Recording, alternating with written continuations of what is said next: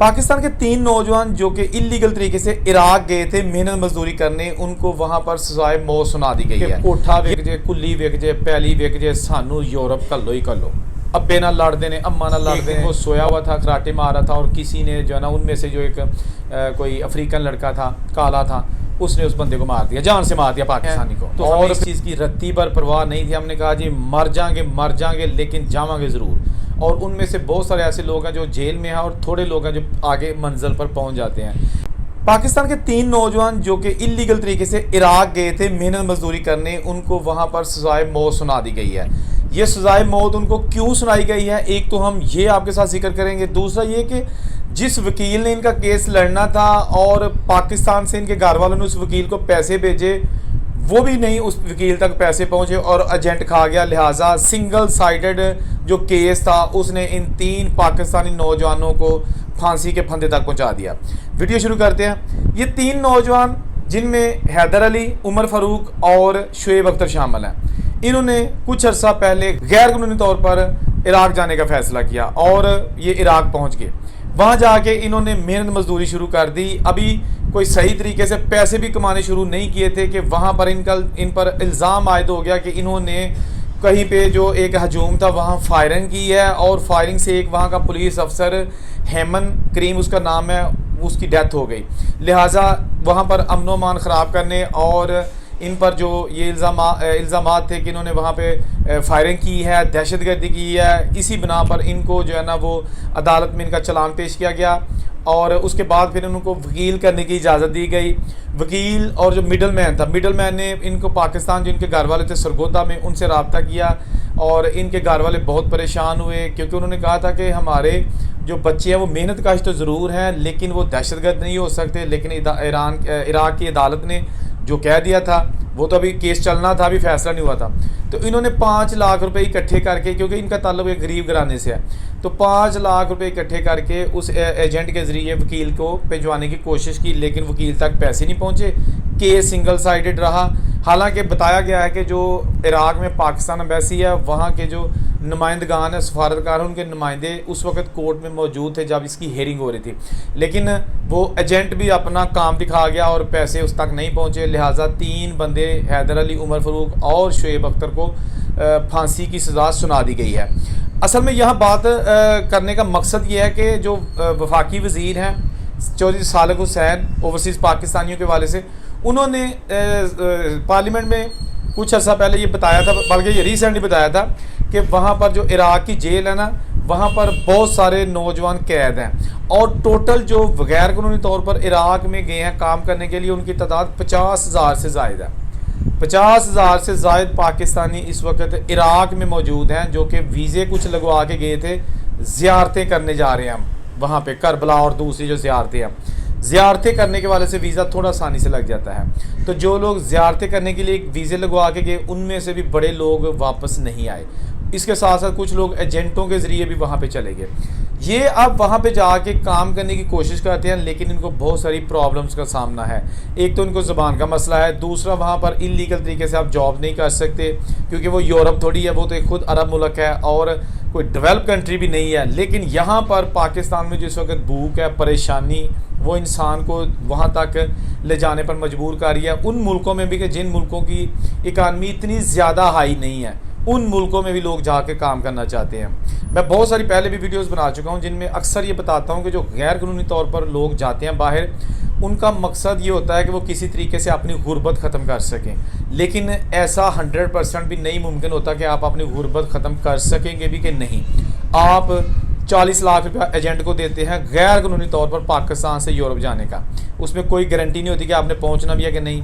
आपको रास्ते में तशद्दुद का सामना करना पड़ सकता है, जेल हो जाती है। बहुत सारे लोग अभी भी जो है ना वो ईरान, इराक, तुर्की, सर्बिया और इसके साथ साथ ग्रीस, इटली, जर्मनी, इनकी जेलों में मौजूद हैं, ठीक है। और उनकी जो पेपर बनाने का प्रोसेस है वो तो दूर की बात, अभी वो जेलों से निकलेंगे तो फिर ही अपने लिए कुछ कर सकेंगे। तो ये जो लोग गैर कानूनी तरीके से बाहर जाते हैं, अभी फ्रांस में मुझे बहुत सारे ऐसे नौजवान मिले जो डंकी लगा के आए थे और सबका मुश्तरका तौर पर एक ही मौक़िफ़ था कि उन्होंने पैसे भी दिए, लेकिन जब उन्हें बताया गया कि भाई रास्ते में ख़तरात भी हैं, تو ہمیں اس چیز کی رتی پر پرواہ نہیں تھی. ہم نے کہا جی مر جائیں گے لیکن جاواں گے ضرور. اور ان میں سے بہت سارے ایسے لوگ ہیں جو جیل میں ہیں اور تھوڑے لوگ ہیں جو آگے منزل پر پہنچ جاتے ہیں. باہر جا کے آپ کا سیٹ ہونا سب سے بڑا مسئلہ ہوتا ہے. پہلے تو سب سے بڑا مسئلہ ہوتا ہے پیسے اکٹھے کرنے اور ایجنٹ تلاش کرنا. اس کے بعد دوسرا مسئلہ ہوتا ہے کہ آپ نے سفر کرنا اور اس میں بھوک پیاس پاؤں کے چھالے برداشت کرنا. تیسرا مسئلہ یہ ہوتا ہے کہ اگر آپ جیل میں چلے گئے تو وہاں سے نکلنا کیسے ہے, ٹھیک ہے نا. پھر اس کے بعد آگے ڈنکی جانا لگتی رہتی ہے اور اٹلی جا کے یہ سفر ختم ہوتا ہے, کیونکہ بہت سارے جو غیر قانونی طور پر لوگ ہیں وہ پہلے اٹلی جاتے ہیں. اٹلی جانے کے بعد وہاں پر آپ کو کیمپ ملے گا نہیں ملے گا, رہائش ملے گی نہیں ملے گی, اسائلم آپ کا کیس اپروو ہوگا نہیں ہوگا, یہ ساری چیزیں اب آپ کے سامنے پہاڑ کی طرح کھڑی رہتی ہیں. آپ جب یورپ میں داخل ہو جاتے ہیں تو آپ اللیگل ہوتے ہیں. پھر اس کے بعد آپ سب سے پہلے جو لوگ ہیں اسائلم کرتے ہیں تاکہ ایک فی الوقتی ایک سٹے یعنی کہ اپنا جو لیگل سٹیٹس ہے اس کو لے سکیں. ایسا بھی ہو جاتا ہے لیکن یہ کیسز زیادہ ریجیکٹ ہوتے ہیں. اس کے بعد جب بندہ اللیگل ہو جاتا ہے پھر پیپر بنانے کے چانسز بہت کم رہ جاتے ہیں. پھر وہ پورے یورپ میں گھومتے پھرتے ہیں, کسی طریقے سے ہمیں پیپر مل جائیں لیکن نہیں ملتے. پھر اس کے بعد یو کے میں داخل ہونے کی کوشش کرتے ہیں. انگلش کنٹری ہے, بڑا ملک ہے, تو وہ یو کے اور جو اس کا یورپ کا بارڈر ہے نا وہ سمندر ہے, ایک پٹی ہے سمندر کی چند کلومیٹر کی, 11 کلومیٹر شاید ہے, تو وہ اس کو کراس کرتے ہیں بحری جہاز کے ذریعے اور اس کو بھی پیسے دیتے ہیں اور وہاں پہ جاتے ہیں تو وہاں پہ بھی پھر نئی اسٹرگل ہوتی ہے. بہت سارے ایسے لوگ ہیں جو 10-12 سال سے یورپ میں موجود ہیں اور پاکستان نہیں آ سکے. وہاں پہ بھی کچھ زیادہ پیسے انہوں نے نہیں کمائے.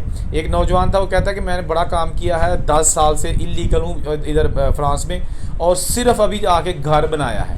10 سال میں صرف گھر بنایا ہے, اس کے علاوہ کوئی سیونگ نہیں ہے. لیکن میں یہ نہیں کہتا کہ یہ جو ہے نا اس نے گھر اتنی دیر سے بنایا ہے, جیسے بھی ہے, لیکن اپنی زندگی کا ایک گولڈن جو حصہ ہے نا اس نے وہاں پہ لگا دیا.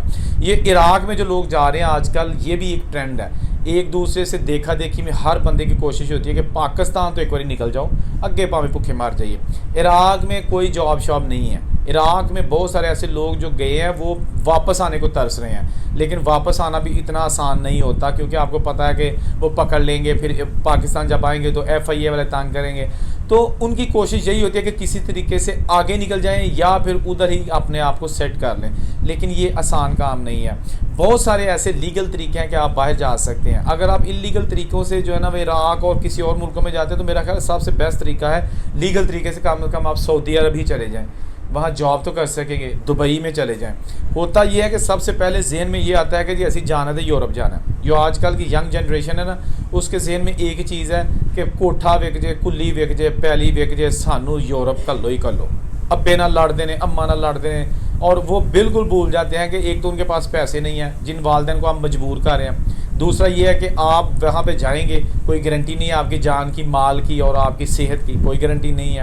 یہ ٹرینڈ بہت زیادہ تعداد میں جو ہے نا وہ پروان چڑھ رہا ہے. گورنمنٹ جو بھی ہے, خواہ پاکستان کی ہے یا دوسرے ملکوں کی, ان کی حد تک الامکان کوشش ہوتی ہے کہ اللیگل مائیگرینٹس ہیں ان کو روکا جائے, ان کی تعداد کو کم کیا جائے, ان کی جانوں کو جو ہے نا خطرات ہیں وہ کم کیے جائیں. لیکن ادھروں سنی تو ادھروں کٹ چڑی لوگ کی آدھے اللہ تیری یاری.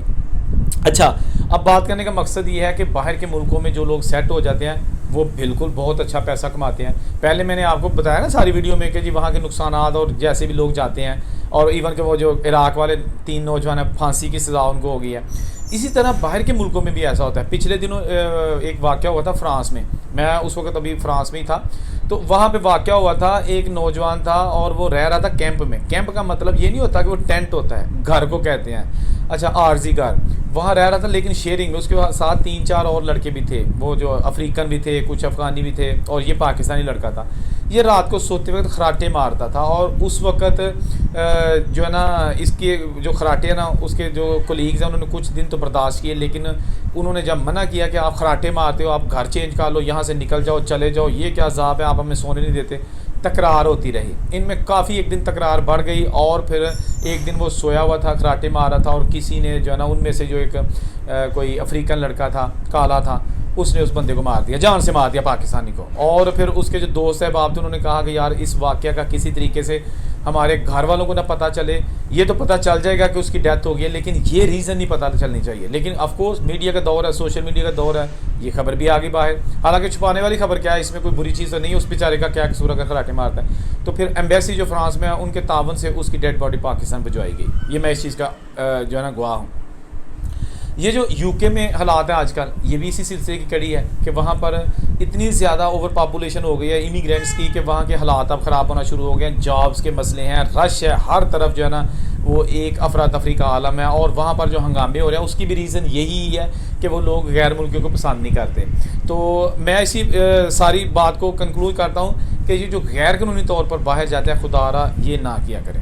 غیر قانونی طور پر جانے سے بہتر ہے کہ آپ پاکستان میں مزدوری کر لیں، ریڑھی لگا لیں. اگر آپ 1000 روپیہ بھی روز کا بچا لیں گے، 2000 بھی بچا لیں گے، تو کم از کم کل کو آپ 4 تک بھی پہنچیں گے.